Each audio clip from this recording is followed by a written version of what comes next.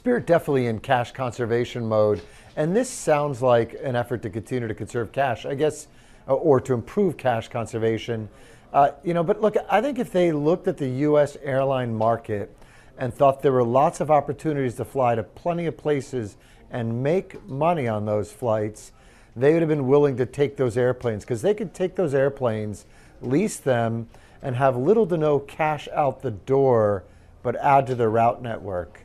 And so my sense on this is that, again, when they're looking at the landscape of where they can fly right now, they're saying, hey, there's just the routes we're adding, we're not making much money on, and so maybe not making any money at all. And so it doesn't really, there's no value in us taking these airplanes and flying those routes.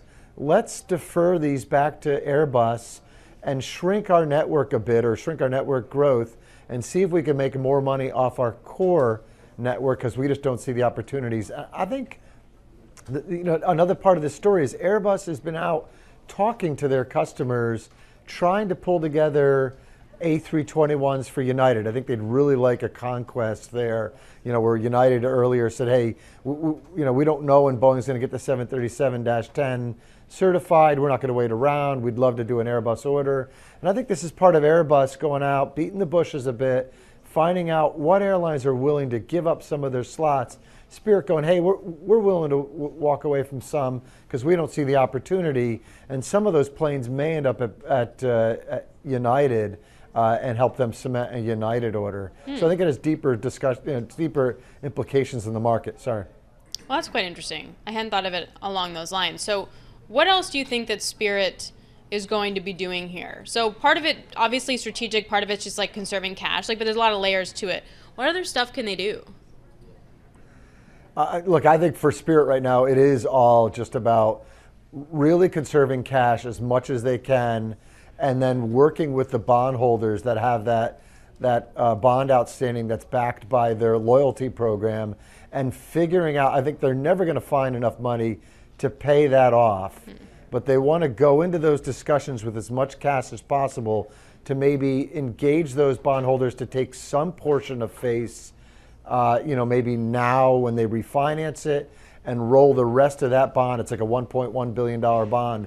Roll the rest of that bond out over time so that they can, that essentially doesn't push them into some sort of default or bankruptcy situation. Hey, George, from the airline's perspective, what are we seeing these days just in terms of bookings here? I'm thinking folks are starting to book summer travel, that type of thing. What are we seeing here? Yeah, so we don't know. That's going to be the big question, right? We're getting ready to go into earnings season. Yep. Delta reports on Wednesday. We'll be listening very closely to what their forward bookings are. Delta's not going to give us a great perspective because Delta's still that full service carrier. Right. We think the premium business is still doing better than the budget business. We know, again, Spirit's in the budget business. That's why I think they looked at their opportunity set and they said, hey, maybe we don't want those airplanes right now. So Delta will provide a little bit of insight. But we already know from the guidance we've seen for 1Q, 1Q's not going to be a great quarter. Wages are going to absorb a lot of potential profitability in the quarter. Fuel gave a little bit of a tailwind. We haven't seen a huge number of adjustments for the quarter, so we're still kind of thinking largely a loss, especially at low-cost airlines, maybe not at the full service.